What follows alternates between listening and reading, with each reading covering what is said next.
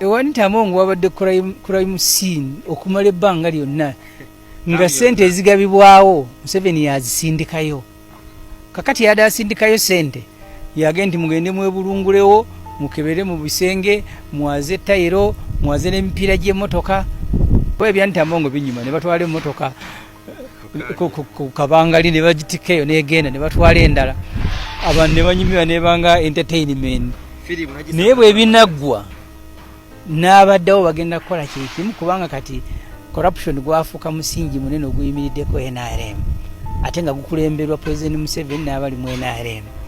Katoyinza agamba nti bona jjawa Anita Among biwedde kubanga omwaka guno nze nfulumye parliament tulese tuyisiza budget ya trillion 1 billion 2 mwezi eziyisibwa mulimu sente za corporate social responsibility billion nga 21 ezo speaker abanga pocket money kyagala kyazikola bwaga nti abensambi amba wadeko billion abegundi mwezi mu budget mulimu sente eza PR mulimu eza seminar mulimu n'ez'okugaba office ya speaker eweebwa billion 2 ne million 5 donation kugaba eya deputy speaker kyayagala kyawe ne bwakusanga mukubo asobola okuyimiza motoka ng'omusanyuza n'akuwaayo 10 eya deputy speaker erimu billion 1 ne million 5 za kugaba chief government whip erimu million 8 za kugaba.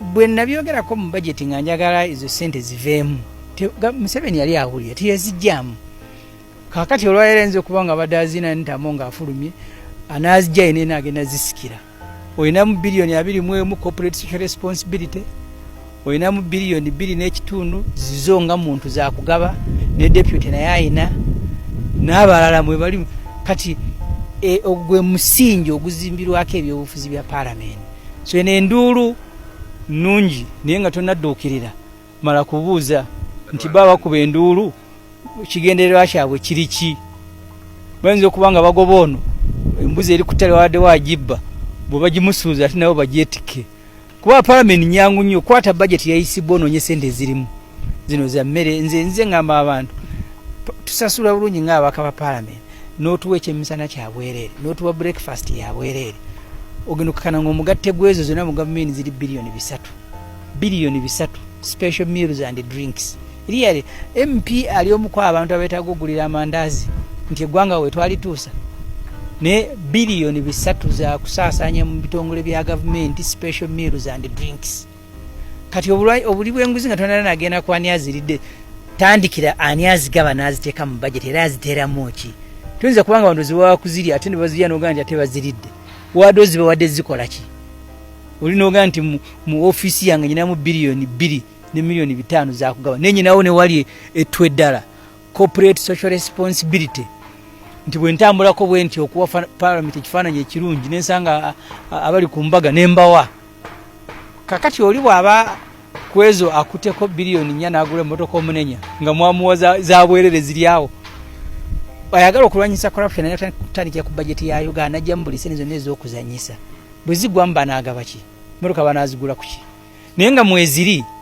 ono Anita Among ayinza okuba kapere nga ye azeetise ku mutwe anaddako ajja kuba muyaya jazikwe kati mujja ziraba azigulemu ebizimbe agulemu wati ku South Africa obawa nga temuzirabye naye ono webukedeya kubanga wa bulijjo ye yeetise ku mutwe ensi yonna nemulaba wati ne sente abaferebot bazikwe katogenda kuziraba nako kubanga njala owulire bwe banawulyanga olangire nti parliament bagisazeeko budget zino ate si parliament yokka gavumenti yonna president's office Museveni alina billion 13 za kugaba kubanga kagabo bwe yavayo nanga nti Anita Among n'aggyeyo miliyoni 4 zino lwaki kwolo tebeebulungulawo so nolwekyo bigenda mu maaso njala buli amanyi nti ku buli bw'enguzi mu parliament mwebuli kubanga bw'abeera president nga ababaka abagulirira basalewo byayagala kati buli ayina abanga ayina kyayagala ayina gulirira nga babaka era kye kibaddewo nze mbadde chief opposition whip mu parliament ey'e10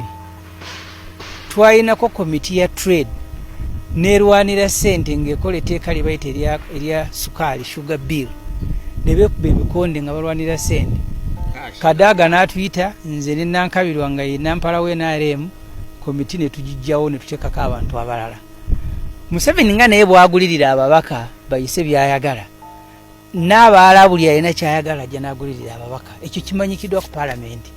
So nze siri omu ku abalowooza nti ekigenda mu maaso kati kuba ebya sexual harassment ebyo nakulondera nga IG bya paalamenti byesonyiwa. Si bya paalamenti ebigenda mu maaso olwaleero si byakulwanyisa buli bwanguzi, ate siga nti tebuliiyo, naye kulwanyisa Anita Among bw'aba yenawo ne banne ku lw'ebyobufuzi ebigenda mu maaso mu Uganda. Era bwe binaabeera biwedde, kubanga gwe teebereza Oboth mukwano gwange ali ku lukalala lw'abaali amabaati ge Karamoja ne bagenda nti oyo alina okudda mu kifo kya Anita Among. Kati olwo omuntu aba azze kulwanyisa nguzi. Mwena alimu abantu baweddeyo aboka be baliyo. Muto wange mukwano gwange Thomas Tayebwa toyinza gamba nti obadde deputy speaker mutuula ku parliamentary commission byonna byemuyisa mubiyisiza wamu niwagana naye Anita Among ye mubbi. Kuba parliament eggwanga lirina okumanya parliament waliwo obubbi bwa bika bingi. Obubbi obusooka bukulemberwa pulezidenti yennyini. Buli ekiyisibwawo njagala omanye nga bwe kibeera nga kimukwatako butereevu yasooka ogulirira ababaka. Abajjawo age limit buli omu yafuna $2,000,000. Bwe yaleetaawo nze ebbanga limaze emyaka 15 waliwo lwe baatuleetera ku age limit baali batuwadde $3,000,000 zaali 3 fe abamutwazizaayo abalala tebaazizaayo tugende twebuuze ku baana ninga za bwereere nga twakayingira paalamenti neweddeko ya Anita Among. Museveni yasooka n'ayisaamu rawundi yawo ya $1,000,000 bazaali 4 ez'akagabo ozijjukira ng'ewa Anita Among gye bazigabira ewaka. Kakati akati munnange ebyo abadde osaana obiwulire naye nga famire ya Anita Among yakubye eddomola ng'eri General Museveni baleme kusiba muntu waabwe mbu kubanga alina low blood pressure. Newankubadde nga Ofono Opondo yategeeza nga yakyaliddeko Anita Among mu maka ge e Nakasero, agamba nti Anita Among talina buzibu bwonna era bino ebyokugamba nti bamuwambyeko amasimu n'ebirala mbu alina essimu ze mbu akyazirina. Bw'atyo Ofono Opondo bwe yatugambye. Era Ofono Opondo alinawo ebigambo bingi nnyo awo, si musanyufu nnyo eri Muhoozi Kainerugaba, naye tujja kuba tubiraba tubiyitayitamu kawolawola. Naye nga getulina galaga nti bank accounts zonna eza Anita Among ze basobodde okubeera nga bakwatako oba batuukako bazifreezinze dda ate nga already munnange nti n'emmotoka kati ziweredde ddala 6 ekyo mukimanyi ng'ogyeko Rolls Royce ate waliwo n'emmotoka endala ezasikiddwa. Jjukira nti waliwo Land Cruiser naye kati baasise n'endala eziwerera ddala mu maka ga Anita Among. Emmotoka ziwerera ddala 6 muganda wange ezo bazirina bazitutte nazo bazze ne bazikima mu maka ge wane Nakasero. Ndowooza bagenze okulaba ne bagamba nazo muzinoni neeri nange njagala nange waliwo emmotoka kyekyali n'ekimotoka mugende mu kinoni nakyo mukireete. Omanyi bano abasajja bo banyazi balungi nnyo era okola ekiri nti Muhoozi yagamba tagituulangamu n'ekitaawe kirabika abantu bagamba mbu ndowooza kati afunye omukisa okugituulamu. Kakati munnange obukakafu bagamba nti balina bungi nnyo bwe bafunye maka ga Anita Among.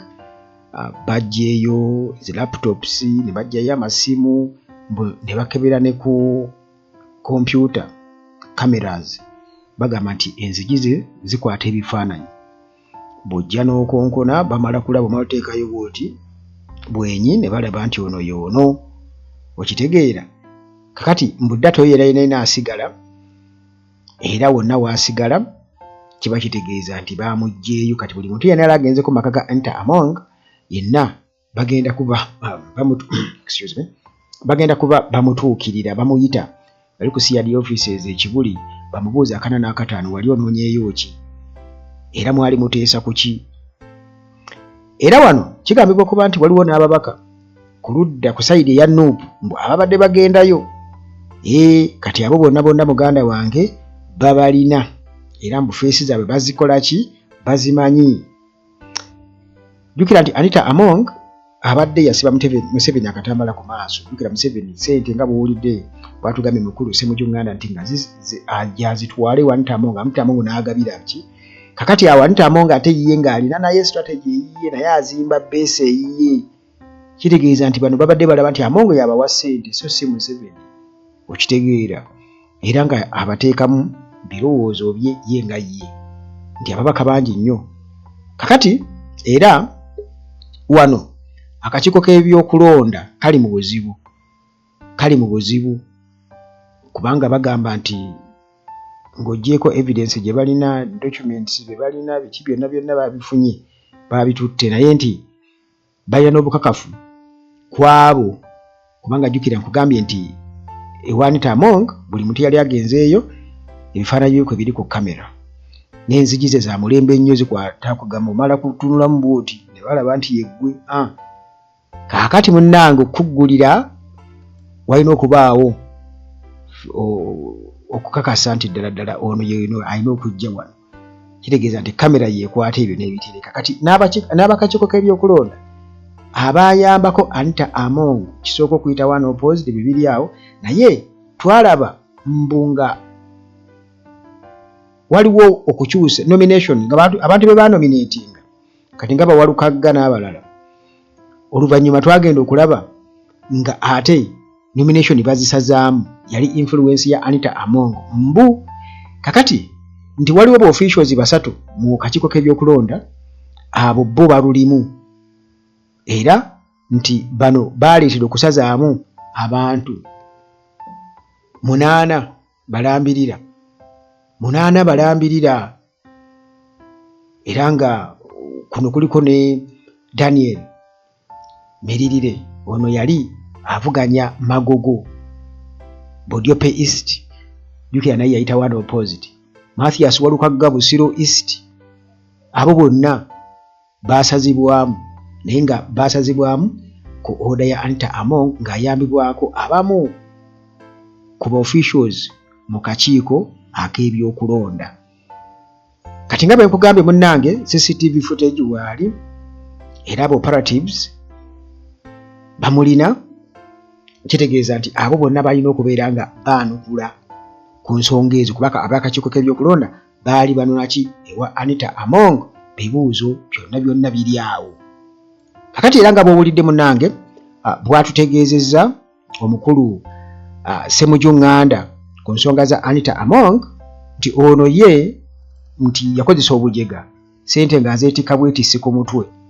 Ensonga eyo ey'okubeera nti singuzi yemukwatisa nti influence gy'abadde afunye yabadde yogeddwako ne omukulu Sejjusa. Yatugambye nti Anita Among mbu ono yasoma bubi Museveni nti sente n'obuyinza bwe baali bamuwadde bwalaba bwalina nti bwamuleetera okulowooza nti munnennyo wa Museveni olw'okuba nti agenda ntumulaba ng'ali ku faamu za Museveni batudde bombi mu mmotoka kwegamba ng'alaba yaaliwo mbu ekyo kyamulema okubeera nga amanya nti Museveni ate yeekengera nnyo. Omukulu Sejjusa yabadde atutegeeza ku nsonga eyo naye nga yeera naye abuusabuusa nti ekya Anita Among okubeera nti abadde alina ssente oba nti abba ssente si yensonga lwaki Museveni amunyegenya lwakuba nti abadde afunye amaanyi mangi. Kakati ssente ze zibadde zimuleetedde ekyo zibalina okuba nga bamuggyako. Sigenda kusukkawo nnyo wano tusinkane mu mboozi zaffe eziddako wano ku Uganda Talaaji nga bulijjo. Mukama Katonda akuume.